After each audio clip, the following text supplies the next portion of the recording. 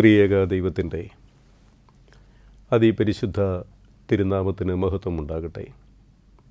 കർത്താവിൽ പ്രിയ മാതാപിതാക്കളെ, സഹോദരങ്ങളെ, കുഞ്ഞുങ്ങളെ, കഴിഞ്ഞ എപ്പിസോഡിൽ എബ്രായ ലേഖനം 9-ാം അധ്യായം 1 മുതൽ 10 വരെയുള്ള വേദവാക്യങ്ങളായിരുന്നു നമ്മുടെ പഠന വിഷയം. ഇന്ന് 11 മുതൽ 28 വരെയുള്ള വേദഭാഗങ്ങളാണ് ദൈവസന്നിധിയിൽ ധ്യാന വിഷയമായി നമ്മൾ സമർപ്പിക്കുന്നത്. ഈ ധ്യാന പഠനത്തിൻ്റെ അനുഗ്രഹത്തിനായി ഒരു നിമിഷം നമ്മുടെ തലകളെ ദൈവസന്നിധിയിൽ നമുക്ക് നമിക്കാം. കാരുണ്യവാനായ ദൈവമേ, സ്വർഗീയ പിതാവേ, അവിടുത്തെ തിരുവചനത്തിൻ്റെ പൊരുളുകളെ മനസ്സിലാക്കുവാൻ തക്കവണ്ണം ഞങ്ങളുടെ ഹൃദയ കണ്ണുകൾക്ക് അവിടുന്ന് വെളിച്ചം പകരണമേ. ദൈവികമായ ജ്ഞാനത്തിലും അറിവിലും ഞങ്ങളുടെ ജീവിതത്തെ സമർപ്പിക്കുവാൻ തക്കവണ്ണം, അതിലൂടെ ദൈവ ഇഷ്ടവും ദൈവത്തിൻ്റെ കൃപകളും അനുഭവിക്കുവാൻ തക്കവണ്ണം ഞങ്ങളെ നീ പ്രാപ്തരാക്കണമേ. നിൻ്റെ വചനം ഞങ്ങളെ പ്രകാശിപ്പിക്കണമേ. ഞങ്ങളെല്ലാ നാളും നിനക്ക് നിൻ്റെ പിതാവിനും പരിശുദ്ധാത്മാവിനും ഇടവിടാതെ സ്തുതിയും സ്തോത്രവും സമർപ്പിക്കുവാനായിട്ട് തന്നെ. ആമീൻ. കർത്താവിൽ പ്രിയരെ, എബ്രായ ലേഖനം 9-ാം അധ്യായം 11 മുതൽ 28 വരെയുള്ള വേദഭാഗങ്ങളിലൂടെ നാം പഠന വിഷയമായി മുന്നോട്ട് പോകുമ്പോൾ ഈ വേദഭാഗത്തെ പ്രധാനമായും 3 ഉപഭാഗങ്ങളായി നമുക്ക് തിരിക്കാം. ഒന്നാമത് 11 മുതൽ 14 വരെയുള്ള വാക്യങ്ങളാണ്. ഈ വേദവാക്യങ്ങളിൽ ലേവ്യ പുരോഹിതന്മാർ അർപ്പിച്ചിരുന്ന ബലിയും യേശു തമ്പുരാൻ അർപ്പിച്ച ബലിയും തമ്മിലുള്ള ഒരു താരതമ്യമാണ് ഇവിടെ കാണുവാൻ സാധിക്കുന്നത്. 4 താരതമ്യങ്ങൾ നമുക്കിവിടെ കാണുവാൻ സാധിക്കും. ഒന്ന്, യേശു തമ്പുരാൻ പ്രവേശിച്ച കൂടാരം മനുഷ്യ നിർമ്മിതമല്ല, അത് ദൈവ നിർമ്മിതമാണ്. ലേവ്യ പുരോഹിതന്മാർ പ്രവേശിച്ച കൂടാരം മനുഷ്യ നിർമ്മിതമായിരുന്നു. എന്നാൽ ദൈവനിർമ്മിതമായ നിത്യമായ കൂടാരത്തിലേക്കാണ് യേശു തമ്പുരാൻ പ്രവേശിച്ചത്. രണ്ടാമതായ പ്രത്യേകത നമ്മൾ കാണുമ്പോൾ, ലേവ്യ പുരോഹിതന്മാർ മൃഗങ്ങളെയാണ് യാഗമർപ്പിച്ചിരുന്നത്. എന്നാൽ യേശു തമ്പുരാൻ സ്വന്തം ശരീരത്തെ തന്നെ യാഗവസ്തുവായി ദൈവം മുൻപാകെ സമർപ്പിച്ചു. മൂന്നാമതായിട്ട്, ലേവ്യ പുരോഹിതന്മാർ പാപപരിഹാരത്തിനായിട്ട് വർഷം തോറും യാഗമർപ്പിക്കുക പതിവായിരുന്നു. എന്നാൽ യേശുക്രിസ്തുവിൻ്റെ ബലി എന്നേക്കും ഒരിക്കലായിട്ടും അത് നിത്യവുമായ ബലിയായിരുന്നു. നാലാമതായിട്ട്, ലേവ്യ ബലിയനുഷ്ഠാനങ്ങൾ തങ്ങൾ ചെയ്ത പാപങ്ങൾ മൂലം തങ്ങൾക്ക് വന്നിട്ടുള്ള അശുദ്ധി, ശാരീരികമായ അശുദ്ധി മാറ്റുവാൻ വേണ്ടിയാണ് ബലിയർപ്പിച്ചിരുന്നത്. എന്നാൽ യേശു തമ്പുരാൻ്റെ ബലി എന്നേക്കും പുതുജീവൻ ലഭിക്കുവാൻ തക്കവണ്ണം മനുഷ്യകുലത്തിൻ്റെ സർവ്വ പാപങ്ങൾക്കും വേണ്ടി യേശു തമ്പുരാൻ ബലിയർപ്പിക്കപ്പെട്ടു എന്ന് നമുക്ക് കാണുവാൻ സാധിക്കും. ഈ വേദഭാഗത്തിലൂടെ നമുക്ക് വചനം നൽകുന്ന തിരിച്ചറിവ്, യേശു തമ്പുരാൻ്റെ സ്വന്തം രക്തത്തിലൂടെയാണ് നമുക്ക് രക്ഷ നൽകിയത്. ഊമജന്തുക്കളുടെ ബലികളിൽ നിന്നും സ്വന്തം ശരീരത്തെ തന്നെ ബലിയായി സമർപ്പിച്ച് അങ്ങനെ നമ്മളെ ക്രിസ്തുവിൻ്റെ സ്വന്തം മക്കളാക്കി നമ്മെ തീർത്തിരിക്കുകയാണ്. എന്നേക്കുമുള്ള ശാശ്വതമായ രക്ഷയാണ് യേശു തമ്പുരാൻ തൻ്റെ യാഗത്തിലൂടെ നമുക്ക് നൽകിയത്. രണ്ടാമതായിട്ട് നാം നോക്കുകയാണെങ്കിൽ ലേവ്യ പുരോഹിതന്മാർ അർപ്പിച്ചിരുന്ന ബലി ശാരീരികമായ ശുദ്ധിയാണ് വരുത്തിയിരുന്നത് എങ്കിൽ യേശുതമ്പുരാൻ അർപ്പിച്ചതായ ബലി നമ്മളുടെ ആത്മശുദ്ധീകരണത്തിനു വേണ്ടിയുള്ള ബലിയായിരുന്നു. ആന്തരികമായ ശുദ്ധീകരണം. ദൈവം പുറമേയുള്ളത് അല്ല നോക്കുന്നത്, അകമേ ഉള്ളതിനെ നോക്കിക്കാണുന്ന, ഹൃദയങ്ങളെ ശോധന ചെയ്യുന്നവനായ ദൈവമാണ്. അപ്പോൾ ബാഹ്യമായ അശുദ്ധിയല്ല, പിന്നെയോ ആന്തരികമായ അശുദ്ധികളെയും പാപങ്ങളെയും നീക്കുവാൻ തക്കവണ്ണമാണ് യേശുവിൻ്റെ ബലി. അത് ആന്തരികമായ ശുദ്ധി വരുത്തുന്ന ബലിയായിരുന്നു. മൂന്നാമതായിട്ട് യേശുതമ്പുരാൻ തന്നെത്താൻ യാഗമായി അർപ്പിച്ചു. ലേവ്യ പുരോഹിതന്മാർ സ്വയം ബലിയായി തീരുകയല്ല, പിന്നെയോ മൃഗങ്ങളെ കൊന്ന് അതിൻ്റെ രക്തം ബലിപീഠത്തിൻ്റെ ചുവട്ടിൽ ഒഴിക്കുക എന്നുള്ളതായിരുന്നു പഴയ നിയമ ബലി.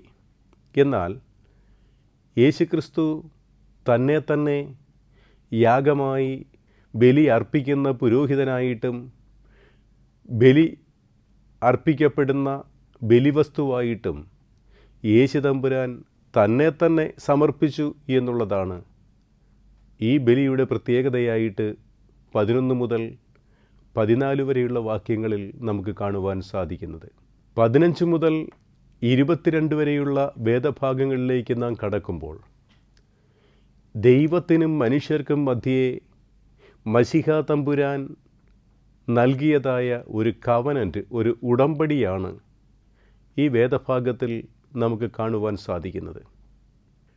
പഴയ നിയമ ഉടമ്പടി ഉണ്ടായിരുന്നു എങ്കിലും മനുഷ്യർ പാപത്തിലേക്ക് വഴുതി വീണു. ബലിമൃഗത്തിൻ്റെ രക്തത്താലാണ് ഈ ബാഹ്യമായ അശുദ്ധികളെ മോചിച്ചിരുന്നത്. എന്നാൽ ആദ്യത്തെ ഉടമ്പടി പ്രാബല്യത്തിൽ ഇരിക്കുമ്പോൾ തന്നെ തങ്ങൾ ചെയ്ത നിയമലംഘനങ്ങൾക്കു വേണ്ടി, അതിൽ നിന്നും ജനത്തെ വീണ്ടെടുക്കുവാൻ വേണ്ടി യേശുക്രിസ്തു ക്രൂശിൽ മരിച്ചു. അങ്ങനെ ദൈവം വിളിച്ചിട്ടുള്ളവർക്ക് വാഗ്ദാനം ചെയ്ത ആ ദൈവരാജ്യം, അനശ്വരമായ അവകാശങ്ങൾ പ്രാപിക്കേണ്ടതിന് ദൈവത്തിനും മനുഷ്യർക്കും മധ്യേ ഒരു പുതിയ ഉടമ്പടി തൻ്റെ ക്രൂശ് മരണം മൂലം യേശുതമ്പുരാൻ ഉണ്ടാക്കി.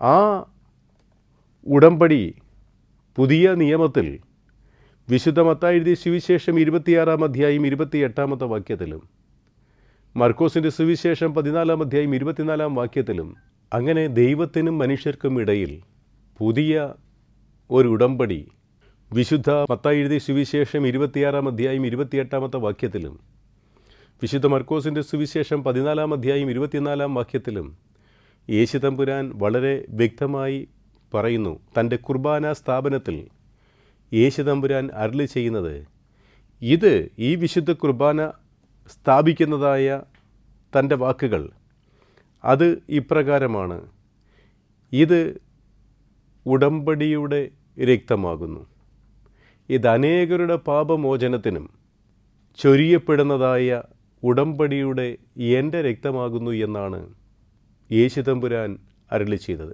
അപ്പോൾ പാപത്തിൽ നിന്ന് മോചിപ്പിച്ച് ദൈവത്തിൻ്റെ മക്കളാക്കി തീർക്കുവാൻ തക്കവണ്ണം, നമ്മെയും ദൈവത്തെയും തമ്മിൽ അനുരഞ്ജനപ്പെടുത്താൻ തക്കവണ്ണം തൻ്റെ ക്രൂശ് മരണത്തിലൂടെ യേശുതമ്പുരാൻ ഒരു പുതിയ ഉടമ്പടി സ്ഥാപിച്ചു. മാത്രമല്ല, ആ ഉടമ്പടി എന്ന് പറയുന്നത് സ്വന്തം രക്തത്താൽ ആണ് ഈ ഉടമ്പടി സ്ഥാപിച്ചത്. ആ ഉടമ്പടിയുടെ പ്രത്യേകത, രക്തത്തിലൂടെയാണ് യേശുതമ്പുരാൻ നമ്മെ വീണ്ടെടുത്തത്. മൃഗത്തിൻ്റെ ബലിയിലൂടെയല്ല, സ്വന്തം ജീവനെ തന്നെ നൽകി, സ്വന്തം രക്തം തന്നെ ക്രൂശിൽ ചൊരിഞ്ഞ്, ആ രക്തം ചൊരിഞ്ഞതിലൂടെ നമുക്ക് പാപമോചനമുണ്ടായി. ലേവ്യ പുരോഹിതന്മാരുടെ ബലി ഒരു മൃഗത്തിൻ്റെ രക്തം, അല്ലെങ്കിൽ മൃഗത്തിനെ കൊന്ന് അതിൻ്റെ രക്തം ഒഴിക്കുമ്പോൾ മനുഷ്യൻ്റെ ബാഹ്യമായ ശാരീരികമായ അശുദ്ധികൾ മാറ്റപ്പെട്ടു എങ്കിൽ, എൻ്റെ സർവ്വവിധമായ പാപപരിഹാരത്തിനും വേണ്ടി മൃഗത്തിൻ്റെ രക്തമല്ല, താൻ തന്നെ തൻ്റെ ജീവിതത്തെ തന്നെ മറുവിലയായി ദൈവസന്നിധിയിൽ സമർപ്പിച്ച് തൻ്റെ രക്തം ചൊരിഞ്ഞ് ആ രക്തത്തിലൂടെ വീണ്ടെടുക്കപ്പെട്ട രക്ഷാനിർണയമായ ദൈവമക്കളാകുന്നു നാം ഓരോരുത്തരും എന്ന് ഈ വചനം നമ്മെ പ്രബോധിപ്പിക്കുന്നു. വീണ്ടും 23 മുതൽ 28 വരെയുള്ള വേദവാക്യങ്ങളിലേക്ക് നാം പ്രവേശിക്കുമ്പോൾ യേശുക്രിസ്തുവിൻ്റെ അതുല്യമായ യാഗം കൈവരുത്തിയിരിക്കുന്ന ആത്മീയ അനുഗ്രഹങ്ങൾ എന്തെല്ലാമെന്നാണ് ഈ വേദഭാഗത്തിലൂടെ ഈ വചനം നമ്മെ പ്രബോധിപ്പിക്കുന്നത്. അതിൽ ഒന്നാമതായിട്ട് നമുക്ക് കാണുവാൻ കഴിയുന്നത്, നാം ആദ്യ വേദഭാഗത്തിൽ കണ്ടതുപോലെ തന്നെ യേശുക്രിസ്തുവാകുന്ന മഹാപുരോഹിതൻ പ്രവേശിച്ചിരിക്കുന്നത് മനുഷ്യനിർമ്മിതമായ കൂടാരത്തിൽ അല്ല, മനുഷ്യനിർമ്മിതമായ അതിവിശുദ്ധ സ്ഥലമല്ല, സ്വർഗീയമായ മന്ദിരത്തിലേക്ക് അഥവാ പിതാവിൻ്റെ സന്നിധിയിലേക്കാണ് ഈ മഹാപുരോഹിതനായ യേശുക്രിസ്തു കടന്നു ചെന്നിരിക്കുന്നത്. അങ്ങനെ വചനം ജഡം ധരിച്ച് മനുഷ്യനായി പാപമൊഴികെ എല്ലാ ഭാവങ്ങളിലും നമ്മോട് സദൃശ്യനായി നമ്മുടെ പാപങ്ങൾക്കു വേണ്ടി തൻ്റെ സ്വന്തം ജീവനെ തന്നെ കാൽവറി ക്രൂശിൽ ബലിയായി സമർപ്പിച്ചിട്ട് തൻ്റെ കുർബാന സ്ഥാപനത്തിൽ ഇത് എൻ്റെ രക്തമാകുന്നു, ഇത് എൻ്റെ മാംസമാകുന്നു, ഇത് നിങ്ങൾ വാങ്ങി പാനം ചെയ്യുവീൻ, ഇത് നിങ്ങൾ വാങ്ങി ഭക്ഷിപ്പീൻ, ഇത് നിങ്ങളുടെ കടങ്ങളുടെ പരിഹാരത്തിനും പാപങ്ങളുടെ മോചനത്തിനുമായി എന്നേക്കും ചൊരിയപ്പെടുന്ന പുതിയ ഉടമ്പടിയുടെ രക്തമാകുന്നു എന്ന് കൽപ്പിച്ചുകൊണ്ട് തൻ്റെ മരണത്തിലൂടെ ആ പുതിയ ഉടമ്പടി സ്ഥാപിച്ചിട്ട് അവൻ ദൈവത്തിൻ്റെ വലത്തുഭാഗത്തേക്ക് കടന്നു ചെന്നു. അതിവിശുദ്ധ സ്ഥലത്തേക്ക് കടന്നു ചെന്നപ്പോൾ പാപത്തിൽ നിന്നും വീണ്ടെടുക്കപ്പെട്ടതായ ദൈവമക്കളായ എനിക്കും നിങ്ങൾക്കും പിതാവിൻ്റെ സന്നിധിയിലേക്ക് പ്രവേശനം ലഭിച്ചു എന്നുള്ളതാണ് യേശുക്രിസ്തുവിൻ്റെ അതുല്യ യാഗത്താൽ നമുക്ക് കൈവരുത്തിയിരിക്കുന്ന ആത്മീയമായ അനുഗ്രഹങ്ങളിൽ പ്രധാനം. രണ്ടാമതായിട്ട് യേശുക്രിസ്തു അനുഷ്ഠിച്ചതായ ബലി വീണ്ടും ആവർത്തിക്കപ്പെടുന്നതായ ഒരു ബലിയല്ല, എന്നേക്കുമായി ഒരിക്കലായിട്ട് അർപ്പിക്കപ്പെട്ട ഒരു ബലിയാണ്. ലേവ്യന്മാർ മഹാപുരോഹിതന്മാർ വർഷം തോറും അതിവിശുദ്ധ സ്ഥലത്ത് ദൈവസന്നിധിയിൽ പ്രവേശിച്ച് ബലി അർപ്പിച്ചിരുന്നു. പക്ഷേ അത് വീണ്ടും ആവർത്തിക്കപ്പെട്ടു, അല്ലെങ്കിൽ ആവർത്തിക്കപ്പെടേണ്ടതായ കാരണം ഒരു ബലി അതിൽ പൂർണ്ണമാകുന്നില്ല, എൻ്റെ പാപപരിഹാരത്തിന് വേണ്ടി അത് പൂർണ്ണമാകുന്നില്ല എന്നുള്ളത് കൊണ്ട് വീണ്ടും ബലിയർപ്പിക്കേണ്ടതായ സാഹചര്യമായിരുന്നു. എന്നാൽ യേശു തമ്പുരാൻ അർപ്പിച്ചതായ ബലി എന്ന് പറയുന്നത് ഒരിക്കലായിട്ട് താൻ അർപ്പിച്ചതായ ബലി എന്നേക്കുമുള്ള പാപപരിഹാര ബലിയായിരുന്നു. മനുഷ്യന് പാപത്തിൽ നിന്ന് വിമോചനം ലഭിക്കുവാൻ ഇനി വീണ്ടും ബലികൾ ആവർത്തിക്കപ്പെടേണ്ടതായ ആവശ്യമില്ല. പിന്നെയോ യേശു തമ്പുരാൻ ഒരിക്കലായി അർപ്പിച്ചതായ ആ ബലി നമ്മെ സകല പാപങ്ങളിൽ നിന്നും ശുദ്ധീകരിച്ച് ദൈവ സന്നിധിയിൽ നിൽക്കുവാൻ തക്കവണ്ണം നമ്മെ പ്രാപ്തമാക്കുന്ന ബലിയായിരുന്നു. ഇതാണ് ഈ രണ്ടാമത്തെ പ്രത്യേകത. മാത്രമല്ല, അങ്ങനെ ദൈവസന്നിധിയിൽ അനുഗ്രഹത്തിനായി കാത്തു നിൽക്കുന്ന, കർത്താവിൻ്റെ രണ്ടാമത്തെ വരവിനായി കാത്തു നിൽക്കുന്ന, പ്രതീക്ഷിച്ച് നിൽക്കുന്ന രക്ഷിക്കപ്പെട്ടവർക്ക് കിരീടങ്ങൾ നൽകുവാൻ തക്കവണ്ണം അവിടുന്ന് വീണ്ടും പ്രത്യക്ഷനാകും എന്നുള്ളത് ക്രിസ്തീയ വിശ്വാസത്തിൻ്റെ അടിസ്ഥാന പ്രമാണങ്ങളിൽ ഒന്നാണ്. അവൻ വീണ്ടും പ്രത്യക്ഷനാകും. എന്തിനാണെന്ന് ചോദിച്ചാൽ, ദൈവത്തിൽ പ്രത്യാശയർപ്പിച്ച് ക്രിസ്തുവിൻ്റെ ബലിയാൽ പാപപരിഹാരം നേടി അവനിൽ വിശ്വസിച്ച് അവനോടുള്ള യാത്ര തികയ്ക്ക് പിതാവിൻ്റെ സന്നിധിയിലേക്ക് കടന്നു ചെല്ലുവാനായിട്ട് കാംക്ഷിച്ചിരിക്കുന്ന, കാത്തിരിക്കുന്നവർക്ക് ദൈവം താൻ ഒരുക്കിയിരിക്കുന്ന കിരീടം നൽകുവാൻ എന്നുള്ളതാണ് ക്രിസ്തീയ ചിന്തയുടെ രണ്ടാമത്തെ അടിസ്ഥാന പ്രമാണം എന്ന് പറയുന്നത്. അതുകൊണ്ടാണ് പൗലോസ്ലീഹ നമ്മെ ഓർമ്മിപ്പിച്ചിട്ടുള്ളത്, ഞാൻ നല്ല പോർ പൊരുതി, ഓട്ടം തികച്ചു, വിശ്വാസം കാത്തു, ഇനി എൻ്റെ കർത്താവ് എനിക്ക് നീതിയുടെ കിരീടം വച്ചിരിക്കുന്നു. അത് സർവ്വരക്ഷിത സംഘത്തിൻ്റെയും നടുവിൽ വെച്ച് എൻ്റെ കർത്താവ് അത് എൻ്റെ ശിരസിൽ വയ്ക്കും. അങ്ങനെയുള്ള പ്രത്യാശയുടെ ഒരു അനുഭവമാണ് യേശുക്രിസ്തുവിൻ്റെ യാഗത്താൽ നമുക്ക് കൈവരുത്തിയ രണ്ടാമത്തെ അനുഗ്രഹം. മൂന്നാമതായിട്ട് 27-ാം വാക്യത്തിലേക്ക് നാം കടന്നു വരുമ്പോൾ, കർത്താവിൻ്റെ രണ്ടാമത്തെ വരവെന്ന് പറയുന്നത് ഒരു മരണാനന്തര ന്യായവിധി ഉണ്ട് എന്ന് നമ്മെ ഓർമ്മിപ്പിക്കുന്നു. എല്ലാ മനുഷ്യരും ഒരിക്കൽ മരിക്കും. എന്നാൽ എന്നേക്കുമായി ക്രിസ്തു മരിച്ചപ്പോൾ അനേകരുടെ പാപങ്ങൾ ഉന്മൂലനം ചെയ്യപ്പെട്ടു. എന്നാൽ യേശുവിൻ്റെ പ്രത്യാഗമനം ഇനി പാപ നിർമ്മാർജ്ജനം ചെയ്യുവാനല്ല യേശുവിൻ്റെ രണ്ടാമത്തെ വരവ്. യേശുവിൻ്റെ രണ്ടാമത്തെ വരവ് നമ്മുടെ പ്രവൃത്തികൾക്കനുസരണമായി പ്രതിഫലം നൽകുവാൻ തക്കവണ്ണം നമ്മെ ന്യായം വിധിക്കുവാനായിട്ടാണ്. വിശുദ്ധ കുർബാനയിൽ ദൈവസന്നിധിയിൽ നാം പ്രാർത്ഥിക്കുന്നു, ദൈവമേ, അവനവൻ്റെ പ്രവൃത്തികൾക്കനുസരണമായി പ്രതിഫലം നൽകുവാൻ തക്കവണ്ണം നീ എഴുന്നള്ളി വരുമ്പോൾ, അങ്ങനെ ഓരോ മനുഷ്യൻ്റെയും പാപങ്ങൾക്കനുസരിച്ച് പ്രതിഫലം നൽകുവാൻ തക്കവണ്ണമുള്ള ഒരു ന്യായവിധി ദിവസം നമുക്കുണ്ട് എന്ന് ഈ ക്രിസ്തുവിൻ്റെ അതുല്യമായ യാഗത്തിലൂടെ നമ്മെ ഓർമ്മിപ്പിക്കുന്ന ഒരാത്മീകമായ അനുഗ്രഹമാണ്. ആദിമസഭ കർത്താവിൻ്റെ പുനരാഗമനത്തിന് വലിയ പ്രാധാന്യം നൽകിയിരുന്നു. അത് നമ്മളുടെ നിത്യാവിശ്വാസ പ്രമാണത്തിലും ആരാധനകളിലും എല്ലാം നമുക്ക് കാണുവാനായിട്ട് സാധിക്കും. സകലത്തെയും ജീവിപ്പിക്കുന്ന കർത്താവും പിതാവിൽ നിന്ന് പുറപ്പെട്ട് പിതാവിനോടും പുത്രനോടും കൂടെ വന്ദിക്കപ്പെട്ട് സ്തുതിക്കപ്പെട്ട് എന്ന് ആരംഭിക്കുന്നതായ വേദഭാഗങ്ങൾ വീണ്ടും പാപമോചനത്തിന് മാമോദീസ ഒരിക്കൽ മാത്രമാവും ഞങ്ങൾ ഏറ്റുപറഞ്ഞ് മരിച്ചുപോയവരുടെ പുനരുത്ഥാനത്തിനും നമ്മുടെ കർത്താവിൻ്റെ പുനരാഗമനത്തിനുമായി നമ്മൾ കാത്തിരിക്കുന്നതായ പ്രാർത്ഥനകൾ നമ്മുടെ ആരാധന ഗീതങ്ങളിലും പ്രാർത്ഥനകളിലുമൊക്കെ നമുക്ക് കാണുവാനായിട്ട് സാധിക്കും.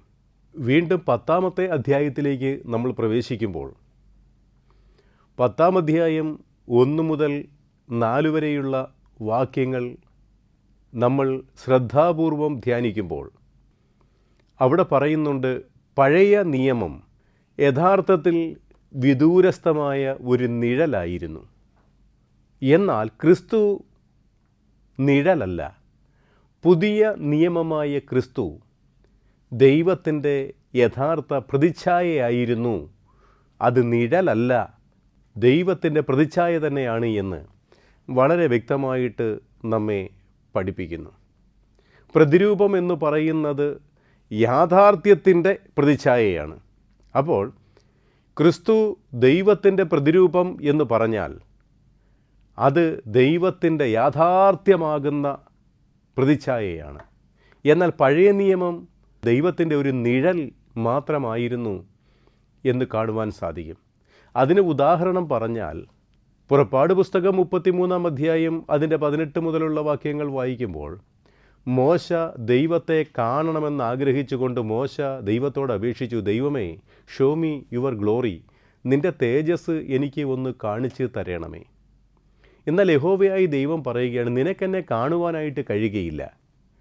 നീ ആ പാറമേൽ ഉള്ള ഒരു പിളർപ്പിൽ നീ കയറി നിൽക്കുമ്പോൾ എൻ്റെ തേജസ് അതുവഴി കടന്നു പോകും. ആ തേജസ്സിൻ്റെ പിൻഭാഗം നിനക്ക് കാണുവാൻ സാധിക്കും. ദൈവത്തിൻ്റെ നിഴൽ തേജസ്സിൻ്റെ പിൻഭാഗം കാണുവാനായിട്ട് സാധിക്കും. എന്നാൽ യേശു തമ്പുരാൻ ഇപ്രകാരം കൽപ്പിക്കുന്നു, എന്നെ കണ്ടവർ എൻ്റെ പിതാവിനെ കണ്ടിരിക്കുന്നു. അപ്പോൾ ക്രിസ്തു ദൈവത്തിൻ്റെ യഥാർത്ഥ പ്രതിച്ഛായയാണ്, പ്രതിരൂപമാണ്. എന്നാൽ പഴയ നിയമം ദൈവത്തിൻ്റെ നിഴലായിരുന്നു എന്ന് നമുക്ക് കാണുവാനായിട്ട് സാധിക്കും. വീണ്ടും അവിടെ രണ്ടാമത്തെ വാക്യത്തിലേക്ക് കടക്കുമ്പോൾ പഴയ നിയമ ബലികൾ അപൂർണമായിരുന്നു. ക്രിസ്തുവിൻ്റെ ബലിയുടെ ഫലം മുമ്പുണ്ടായിരുന്ന ബലികളുടെ അപര്യാപ്തതയും പരിമിതിയും സ്പഷ്ടമാക്കുന്നുണ്ട്. അതുകൊണ്ടാണ് അത് വീണ്ടും ആവർത്തിക്കപ്പെടേണ്ടതായി വന്നത് ആ ബലികൾ.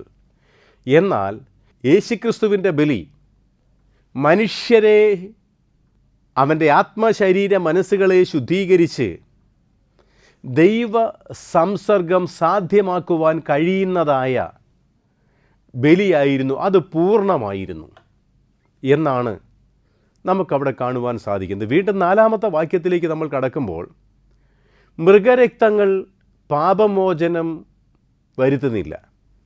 അത് എത്ര ഊമജന്തുക്കളുടെ ബലികൾ എത്രമാത്രം ആവർത്തിക്കപ്പെട്ടാലും അത് പാപങ്ങൾ പരിഹരിക്കുവാനായിട്ട് പര്യാപ്തമാകുന്നില്ല. ആ പാപങ്ങൾ പരിഹരിക്കപ്പെടുന്നത് ഒരുവൻ്റെ ജീവൻ തന്നെ മറുവിലയായി കൊടുക്കുമ്പോഴാണ്. അങ്ങനെ അർപ്പിക്കുന്നതിലൂടെയാണ് പാപങ്ങൾക്ക് പരിഹാരമുണ്ടായത്. അതാണ് ക്രിസ്തുവിൻ്റെ ബലി. തൻ്റെ ജീവനെ തന്നെ മറുവിലയായി നൽകി പാപങ്ങളിൽ നിന്ന് വീണ്ടെടുത്തതായ അനുഭവം. അവിടെ വീണ്ടും നമ്മൾ വായിക്കുമ്പോൾ യേശു തമ്പുരാൻ ഒരു സങ്കീർത്തന ഭാഗം ഉച്ചരിക്കുന്നത് നമുക്ക് കാണുവാൻ സാധിക്കും. 40-ാം സങ്കീർത്തനം 7, 8, 9 വാക്യങ്ങളിൽ അവിടെ പ്രത്യേകമായിട്ട് യേശു തമ്പുരാൻ അരുളി ചെയ്തു എന്ന് എബ്രായ ലേഖനത്തിൽ വ്യക്തമാക്കുന്ന ഒരു സങ്കീർത്തന ഭാഗം, നീ എനിക്ക് ഒരു ശരീരം സജ്ജമാക്കിയിരിക്കുന്നു എന്ന് കർത്താവ് തമ്പുരാൻ പറയുമ്പോൾ ലോകത്തിൻ്റെ പാപമോചനത്തിനായിട്ട് ദൈവം ജഡം ധരിച്ച് തൻ്റെ പിതാവിൻ്റെ ഹിതത്തിനു വേണ്ടി സ്വയം സമർപ്പിക്കുന്ന ഒരനുഭവം. അതുകൊണ്ടാണ് സങ്കീർത്തന വാക്യത്തിൽ പറയുന്നത്, ദൈവമേ അവിടുത്തെ ഇഷ്ടം നിറവേറ്റുവാൻ ഞാൻ വന്നിരിക്കുന്നു. ലൂക്കോസിൻ്റെ സുവിശേഷം 2-ാം അധ്യായം 49-ാം വാക്യത്തിലും ഇപ്രകാരം പറയുന്നുണ്ട്, എന്നെ അയച്ചവൻ്റെ ഇഷ്ടം നിറവേറ്റുന്നതാണ്, അതുപോലെ തന്നെ അവൻ്റെ വേലയെ തികയ്ക്കുന്നതാണ് എൻ്റെ ആഹാരമെന്ന് യോഹന്നാൻ്റെ സുവിശേഷം 4-ാം അധ്യായം 34-ാമത്തെ വാക്യത്തിൽ പറയുന്നു. അങ്ങനെ 10-ാമത്തെ വാക്യത്തിലേക്ക് വരുമ്പോൾ അവൻ്റെ രക്തത്താൽ നാം വിശുദ്ധീകരിക്കപ്പെട്ടിരിക്കുന്നു. ക്രിസ്തുവിൻ്റെ ബലിയർപ്പണം വഴിയായി നാം വിശുദ്ധീകരിക്കപ്പെടുന്നു. ആ ക്രിസ്തുവിൻ്റെ ബലിയർപ്പണം, ആ ശുദ്ധീകരണം ഒരിക്കലായി എന്നേക്കുമായി നിർവഹിക്കപ്പെട്ടു. അത് ലോകസ്ഥാപനത്തിന് മുമ്പേ നിശ്ചയിക്കപ്പെട്ടിരുന്നതാണ്. അത് സംഭവിച്ചത്, ചരിത്രത്തിൽ സംഭവിച്ചത് കാൽവറിയിലായിരുന്നു എന്ന് മാത്രമാണ് നമുക്ക് കാണുവാൻ കഴിയുന്നത്. കാൽവറിയിൽ നടന്നതായ ആ ഒരു ബലി ദൈവം അത് ലോകസ്ഥാപനത്തിന് മുമ്പേ മുൻ നിശ്ചയിച്ചതായിരുന്നു എന്ന് തിരുവചനത്തിലൂടെ നമുക്ക് പരിശുദ്ധനായ പൗലോസ്ലീഹ ഇവിടെ വ്യക്തമാക്കുന്നു. ആ ദൈവികമായ മർമ്മങ്ങളെ ഉൾക്കൊണ്ടുകൊണ്ട് നമ്മളുടെ ജീവിതത്തെ നിർമ്മലമായി ദൈവസന്നിധിയിൽ സമർപ്പിക്കുവാൻ തക്കവണ്ണം ദൈവം തമ്പുരാൻ നമ്മെ സഹായിക്കട്ടെ.